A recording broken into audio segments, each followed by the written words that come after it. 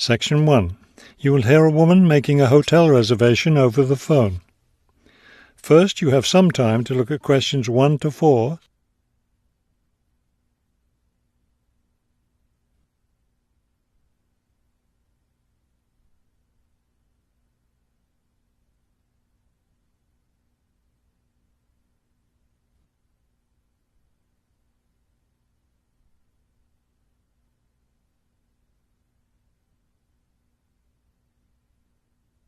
You will see that there is an example that has been done for you. On this occasion only, the conversation relating to this will be played first. Good afternoon, Grandview Hotel. Yes, hello. I'm planning to spend a few days in your city next week, and I'd like to, make a reservation. The man answers the phone. Grandview Hotel? So the word Grandview has been written at the top of the form. Now we shall begin. You should answer the questions as you listen, because you will not hear the recording a second time. Listen carefully and answer questions 1 to 4. Good afternoon, Grandview Hotel. Yes, hello. I'm planning to spend a few days in your city next week, and I'd like to, make a reservation. Of course. When did you want to stay here? Next week, Wednesday night and Thursday night. So that's February 13th and 14th. Yes, that's right. And how many guests will there be? Just me. So, do you have a room available? Yes, we do. I'll just need to take some of your information. May I have your name, please? Oh, right, yes. It's Roxanne Wilson. W-I-L-S-O-N. Thank you, Miss Wilson.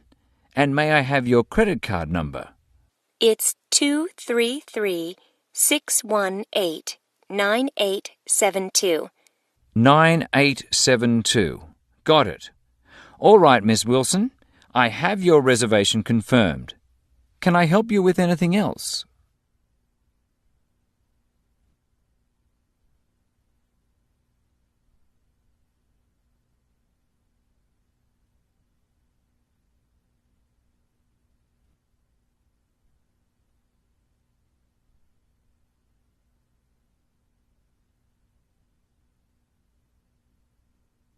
Now listen and answer questions 5 to 10. Well, yes. I was wondering, since I'll have a couple of free hours Friday morning before I leave, is there anything interesting to see close to the hotel? Do you like museums? The art museum's very close by. I love museums, but not art. Can't stand it. I've heard your city has a very interesting science museum, though. Yes, but unfortunately it's closed in the winter. Are you interested in shopping? Sure, I love shopping. Are there any good stores nearby? Yes, we have a large shopping mall just 2 bus stops away. You take the bus to Monument Square, and it's just half a block from there. Just look for the post office, and you'll see the mall entrance next to it. Fabulous. What about lunch? I hear your city has good restaurants. Yes, there's a nice restaurant very near. It's just across the street from the park. Sounds good. I can have lunch, then walk in the park afterwards. I have one more question. What's the best way to get to the hotel from the airport? Subway is the fastest, of course. There are buses, but they're quite slow. I'll be arriving quite late, after 10 p.m. I thought I might have to take a taxi. The subway runs until midnight. Oh, good. Then I'll do that. Will there be someone at the hotel front desk that late? Oh, yes. The front desk stays open until 2. That is the end of section 1. You now have half a minute to check your answers.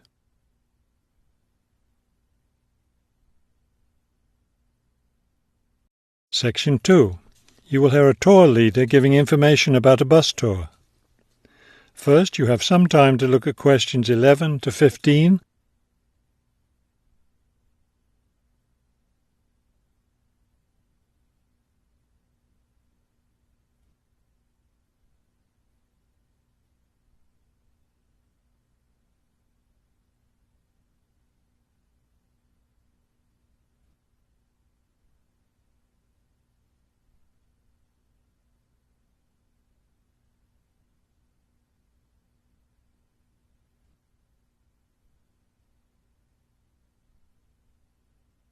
As you listen to the first part of the talk, answer questions 11 to 15. Thank you for choosing City Tours. The reason so many people choose our tours when visiting this city is because you can design your tour to suit your own interests. Your all-day pass entitles you to board our bus at any stop and stay as long as you like at each place. The all-day bus pass costs $18 for adults. Children between the ages of 5 and 12 pay half the adult fare, and children under 5 ride for free.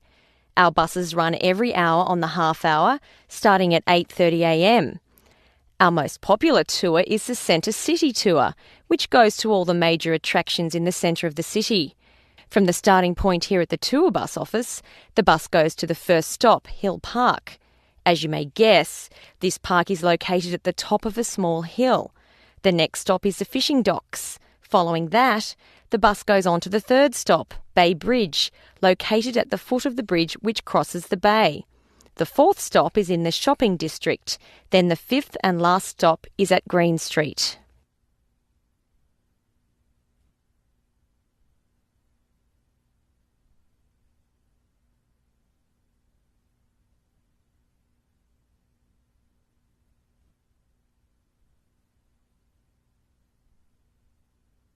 Now listen and answer questions 16 to 20. There are many interesting things to do and see on the Centre City Tour. At the first stop, you can enjoy a spectacular view of the bay, the city, and especially of the fishing docks, which are located at the foot of the hill. At the second stop, you can walk around and look at the boats. Fresh fish from the bay is also for sale here, since this is the place where the fishermen bring in their catch. The next stop is where some of the city's finest seafood restaurants are located, so you might want to plan a lunch stop here. You can eat fresh fish here, prepared in the traditional local way. The fourth stop is, of course, where you can do your shopping. Don't miss the opportunity to purchase some of our city's famous handmade baskets. You'll want to take several home as souvenirs of your visit to our city. Finally, at the last stop on the tour, you can visit one of the oldest buildings in our city, the theatre. This building was built over 400 years ago and is still used today as a place to see plays, musicals and other performances, as well as our annual film festival. That is the end of section 2. You now have half a minute to check your answers.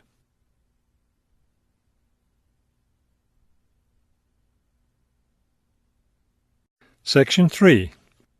You will hear a conversation between two students planning a research project. First, you have some time to look at questions 21 to 23.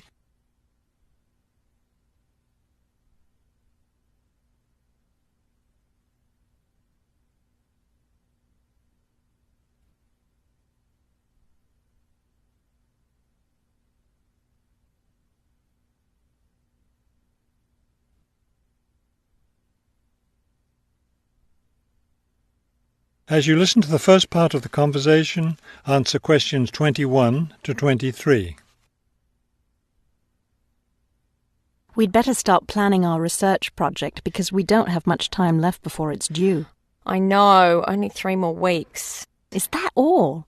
I thought we had more time than that. Well, let's get to work then. Okay, so we agreed we're going to interview shoppers about their spending habits. Did we decide to conduct our interviews at the department store? We haven't decided anything definitely yet, but I think the shopping mall would be a better place. We'd get more of a variety of shoppers there. Yes, that's a good point. So let's do that. How many interviews did the professor say we had to complete? She said at least 30. That sounds like a lot, doesn't it? Yes, but if we divide it up between the two of us, that's just 15 each. That's not so bad.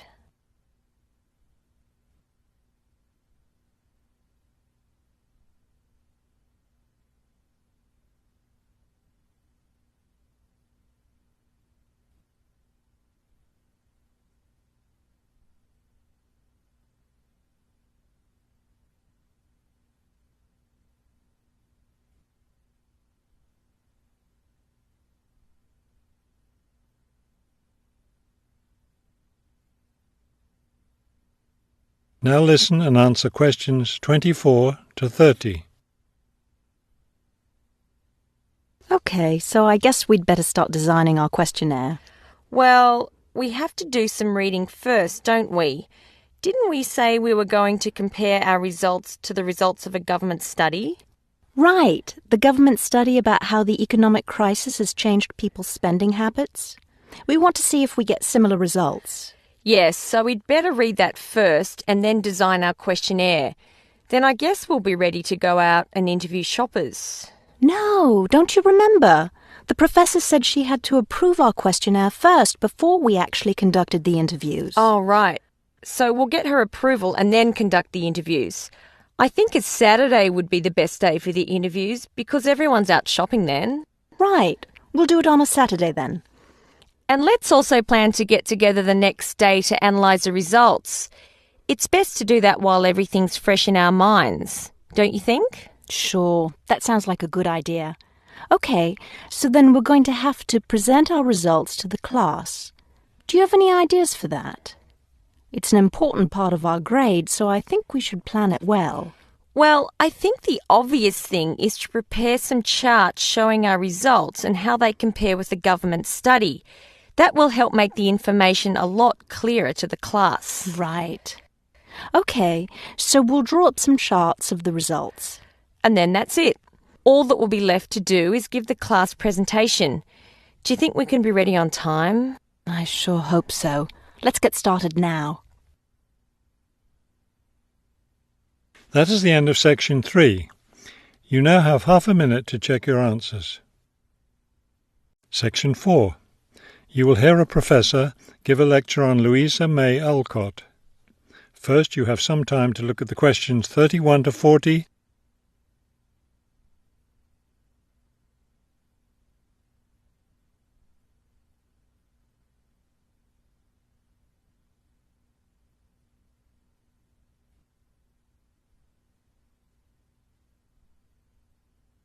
Now listen carefully and complete the timeline in questions 31 to 40. Good afternoon. Today I'd like to continue our discussion of the lives of prominent American writers by talking about Louisa May Alcott, one of the best-known 19th century writers. Alcott is known for her moralistic girls' novels, but she was a much more serious individual than those novels might lead one to believe. She was born in 1832, the daughter of Bronson Alcott, who was one of the founders of the Transcendentalist movement. Bronson Alcott was a philosopher, but not a provider, and the family lived close to poverty. From an early age, Louisa was determined to find a way to improve her family's economic situation. As a teenager, she worked to support her family by taking on a variety of low-paying jobs, including teacher, seamstress, and household servant. Alcott also started writing when she was young. She wrote her first novel when she was just 17 years old, although it wasn't published until many years after her death. It was called The Inheritance. In 1861, the Civil War broke out. Alcott worked as a volunteer, sewing uniforms and bandages for soldiers. The following year, she enlisted as an Army nurse. She spent the war years in Washington, nursing wounded soldiers at a military hospital. While working at the hospital, she wrote many letters to her family at home in Massachusetts. After the war, she turned the letters into a book, which was published under the title Hospital Sketches. She also wrote numerous romantic stories, which she sold to magazines. Around this same time, she was offered the opportunity to travel to Europe as the companion to an invalid.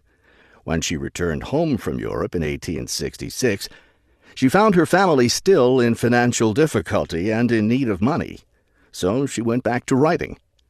Her big break came in 1868 with the publication of her first novel for girls, Little Women.